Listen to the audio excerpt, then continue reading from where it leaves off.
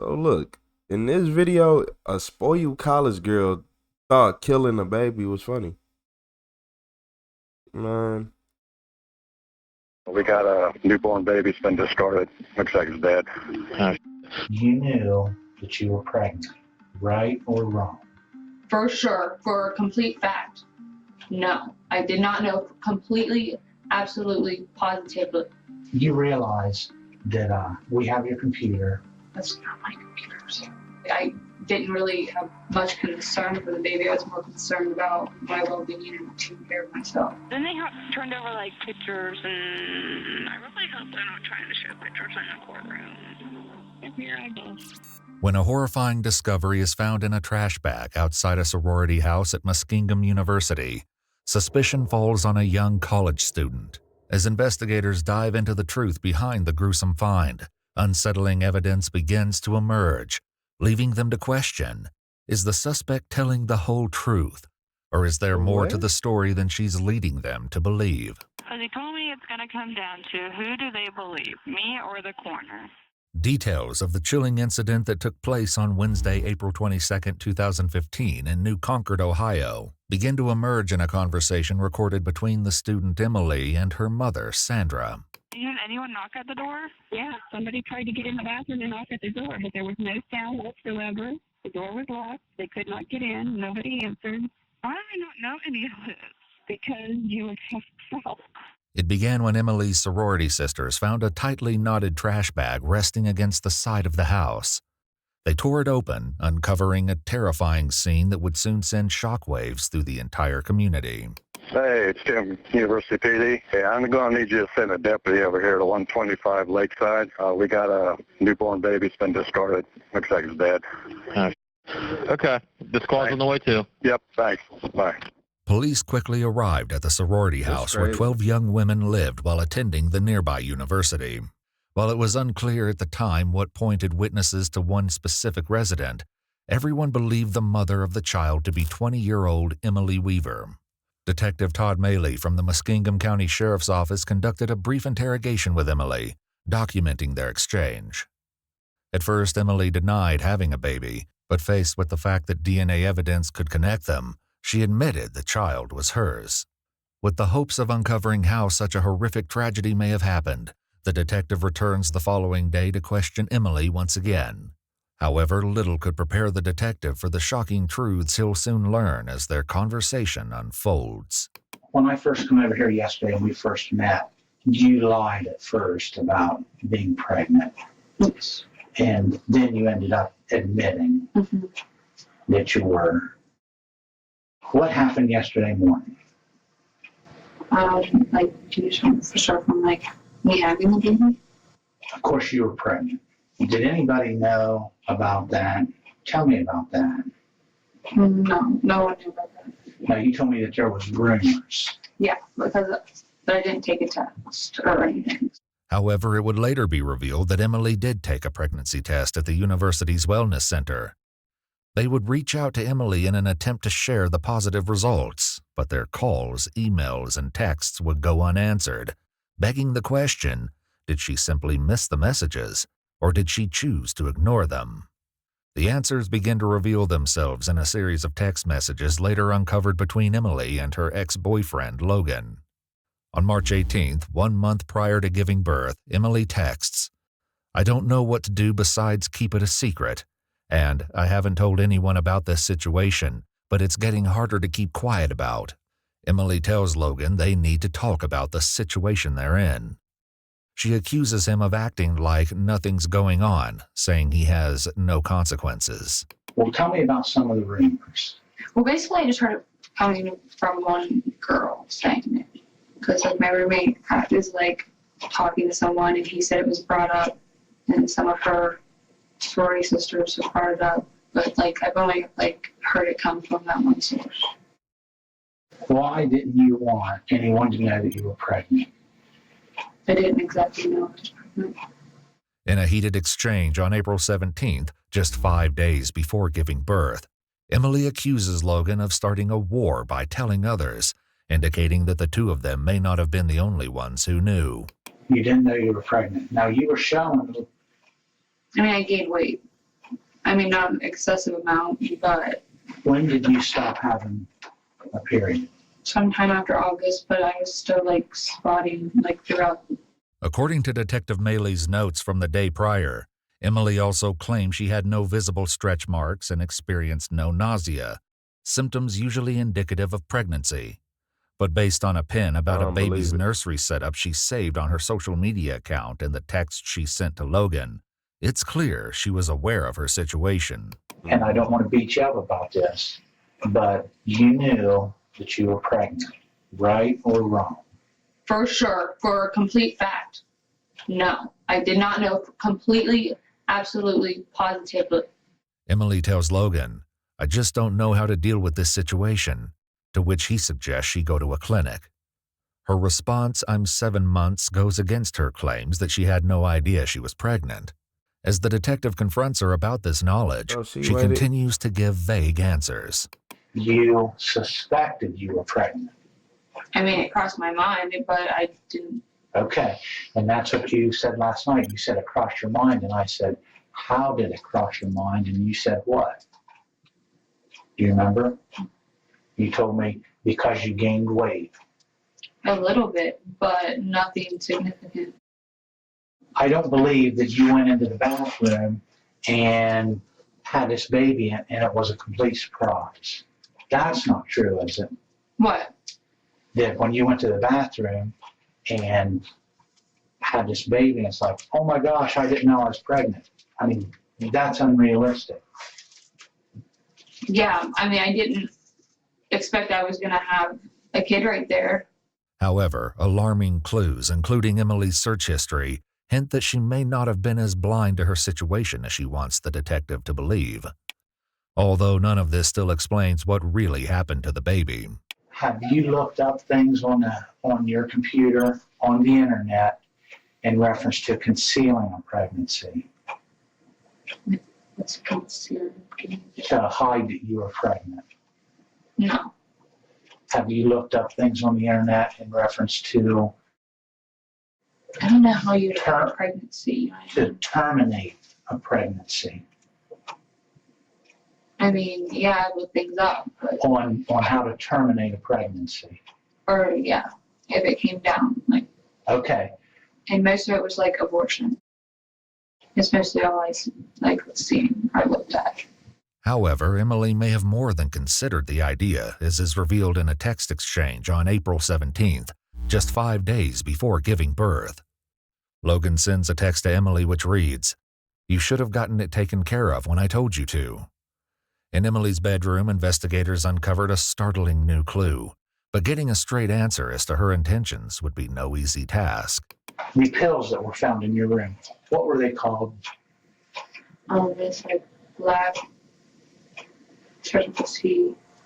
Is it black cohosh? Yeah.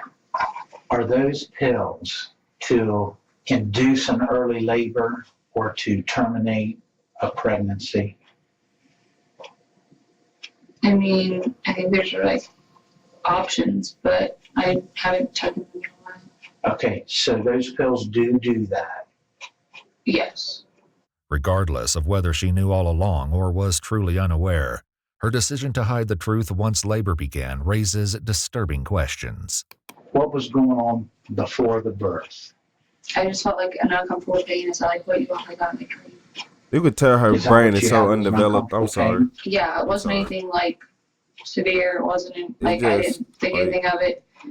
And then Like, I didn't believe until I got older that you can just tell when somebody with an undeveloped brain lying so much.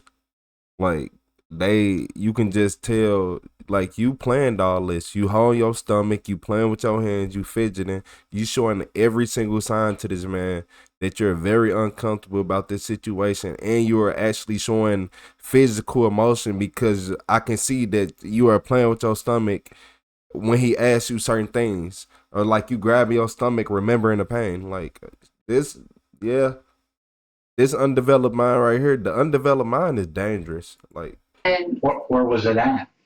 where was that? Yeah. My bedroom, like in my bed. Just No, I mean, where was the pain at on you? oh, just like stomach area, like nothing like it wasn't low or anything. It was just like my stomach, And then I like thought I had the stomach bug because then I went to the bathroom and I kept like I pooped a lot.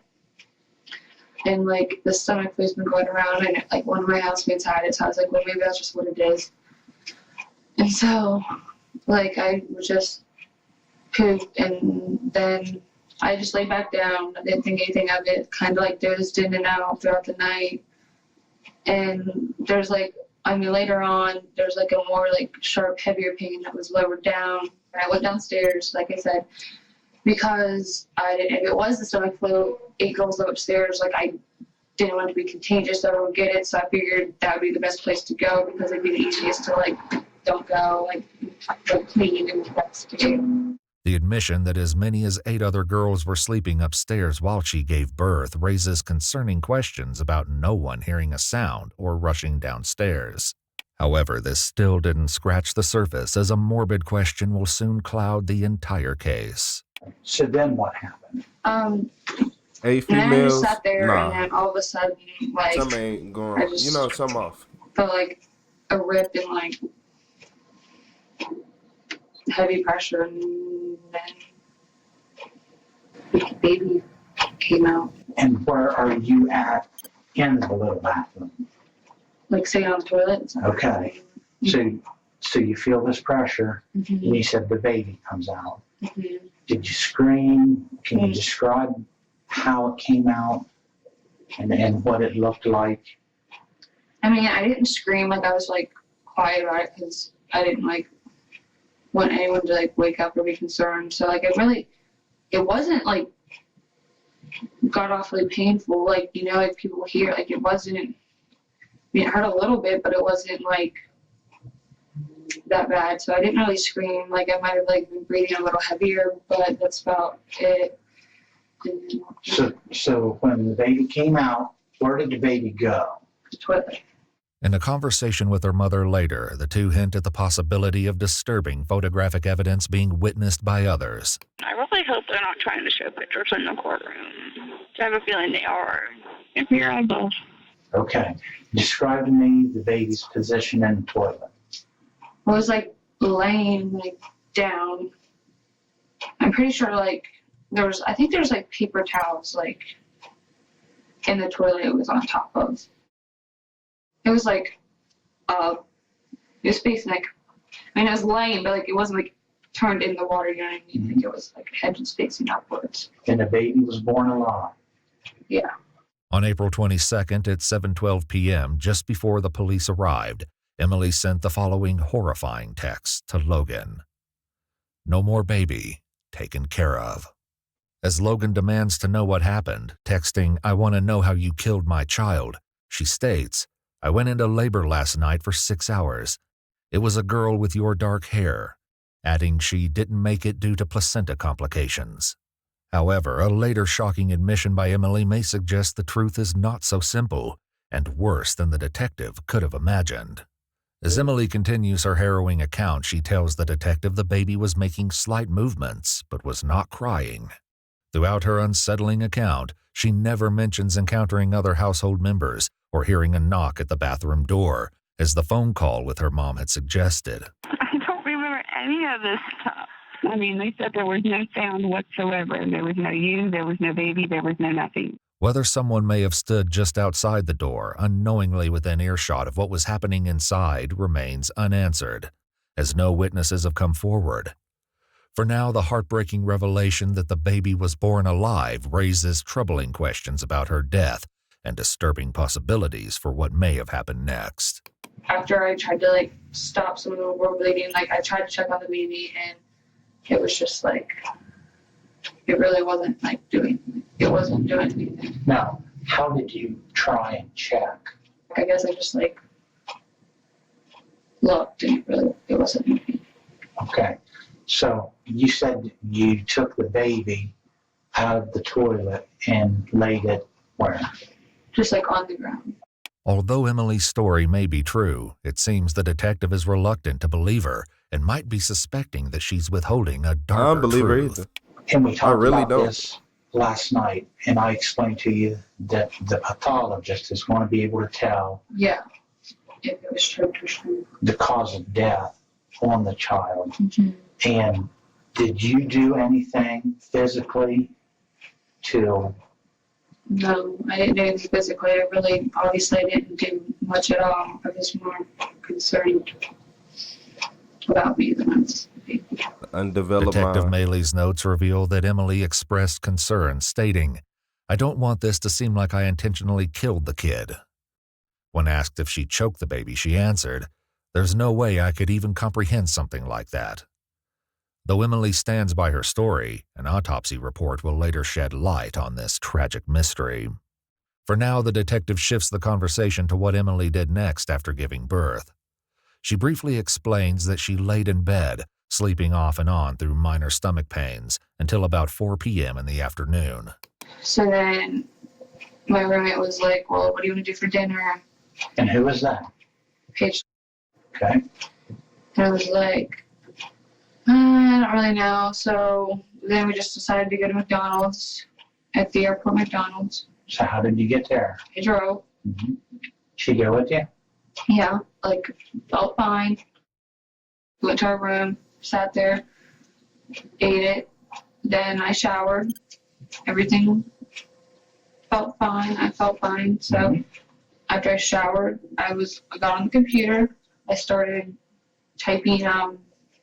I had a presentation due today, so I started doing it, and I didn't look anything up about the situation on the computer. So if you can look that up, but I didn't look anything up on the computer or anything. I just did my presentation, and then that's when fire department showed up and came upstairs and asked if I was okay, if I felt fine. I said yes, and then that's when everyone, the police department, whoever, came up. What Emily did with the child following the birth will soon come to light in her own harrowing admission. I want you to think about this. You know that there's going to be an autopsy on her. Mm-hmm. And I know we've went over this and I've got your answers to those questions. If any of that's not true, what you told me, I need to hear that from you, because it's going to look much better on you if we hear it from you rather than hear it from the doctor. Yeah. And if I was going to intentionally kill a kid, I feel I would have not put its head up and just let it drown. You know what I mean? It wasn't like I intentionally inflicted harm on the kid. You did. Mm-hmm. Did you try and keep her alive? I didn't do anything to keep her alive. No. So they told me it's going to come down to who do they believe, me or the coroner? As police arrive on campus and begin to question Emily, Logan sends a panicked message, reading, "What did you do?" When asked what happened immediately following the birth, Emily begins recounting her actions. After giving birth, she describes going to the kitchen and returning with a knife, which she used to cut the umbilical cord. Emily vividly recounts the baby's final movements before claiming they stopped altogether. Afterwards, she admits she disposed of the baby's body and other evidence in a black trash bag. Emily then lay down on the couch for around 15 minutes, leaving the trash bag on the bathroom floor. Then after that, once I felt like I could walk, I went out and I took it outside. And I set it just right by the house. It was trash day. I could have took it to the trash bins, the trash hadn't gone out or anything, but I just sat it there. And I came back in and I was still losing blood, so I just laid on the couch. Okay. Let me ask you this. Why did you just set her right outside the door and not somewhere else? I just didn't know. I didn't want to travel. I didn't want to throw her in the trash bin for the garbage people to throw, just throw in the trash can. So at one point I thought about burying her, but I didn't want to take her away, and then because I wasn't in I felt the safest position yet, because I was laying down and I was still losing blood, so I was just well, maybe I need to go if something doesn't stop soon. But then it slowly started settling down. Now, why didn't you call 911? I probably should have, but I just didn't. I Okay. feel like there was anything left to do. I just thought the baby was gone. Though we may never know what Emily had been thinking, rising tensions between Emily and Logan shed a horrifying light on the situation that foreshadowed the tragic events that would soon follow. While accusing Emily of drinking throughout her pregnancy, he tells her she might as well just kill it. Despite Emily's grim admissions and the incriminating texts, investigators still have no clear proof of exactly what happened to the baby. However, the coroner's report will soon reveal harrowing details about the child's tragic death. For now, it appears as though the detective is searching for any sign of remorse from Emily as he asks her one final question. Can you sum this up with how you feel about this? I wish I could be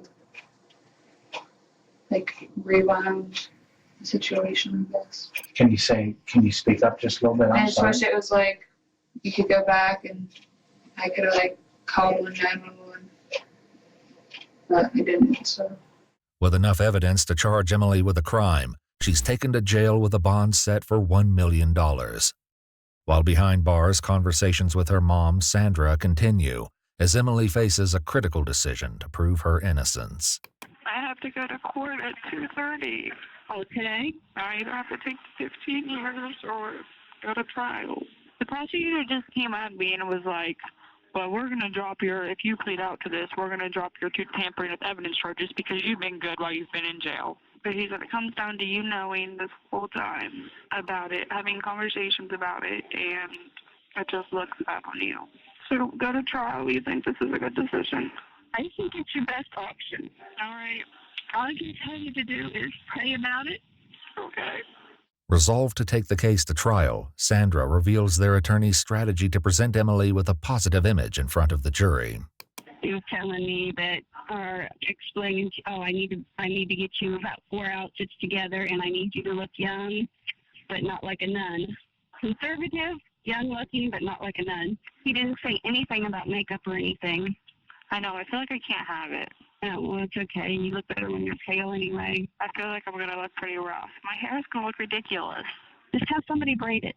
In a tearful moment, Emily reflects after a discussion with her attorney, describing her feelings toward the crime in the face of the upcoming verdict. He was like, how would you find yourself? And then he's like, whoa, can you say you're going to find yourself in this? Of course I'm going to find myself guilty. I feel what I've always felt. On July 29, 2015, after declining the 15-year plea deal, 20-year-old Emily Weaver pleaded not guilty by reason of insanity. Though her motive remains unclear, the defense argued she may have been suffering from a dissociative episode due to having an unperceived pregnancy. In a statement by Emily, she explained, "I didn't identify it as a human being," adding, "I wasn't associating it as a baby. It was an it." At the trial, the devastating truth of what happened to the child was finally revealed. According to the autopsy, the coroner concluded the baby died of asphyxiation. On May 13, 2016, a jury found her guilty of aggravated murder, abuse of a corpse, and 2 counts of tampering with evidence. Emily Weaver was sentenced to life without the possibility of parole. However, in December 2022, the case was reopened after an appeal argued that her life sentence did not accurately reflect the nature of the crime and that her punishment was not consistent with similar cases. In November 2023, Emily was resentenced to life with the possibility of parole after 20 years. She's currently incarcerated at the Dayton Correctional Institution in Ohio, where she will be eligible for parole in 2035. Hey, you wanna know She's the only currently thing? You wanna know the only crazy thing about watching these videos like this? They are going to live, most likely going to live to get out of jail, look at these videos and react to them probably. And that's the weirdest, craziest thing and the most scariest thing. And not only that, we got to deal with these institutionalized people too. It's a lot of people who did a lot of messed up stuff in these videos y'all watch, and they are coming home within the next 10 years. A lot of them. She coming home within the next 10 years. Oh my Lord. Oh my Lord. She's coming home within the next 10 years, y'all. I told y'all, the older we get, Like, I see why old people be mad. They be like, cause look, man, yeah, man, what y'all think about this? This is crazy. I knew. So the baby, man, I don't even want to talk about it too much. Hey, y'all, make sure you hit that like and subscribe button. This is what the undeveloped mind does. Stuff like this comes from undeveloped minds. So what? Like, come on, mine is just, like they really need to do a study because people be thinking I'm playing. Before you turn 25, you will probably do the dumbest things ever in life. And it's really like, so one day, what it was for me, it was like I was 24, and then I was just like, oh hell, I look left and right. It's like I woke up out of kindergarten. Like life started being even more. It was already real, then it became even more real from a different POV. Like, come on, man. So look, man. I know she turned 25 and like, why did I do that? Yeah. Undeveloped mind, but I'm still scared of her, y'all. So make sure y'all hit that like and subscribe button, man.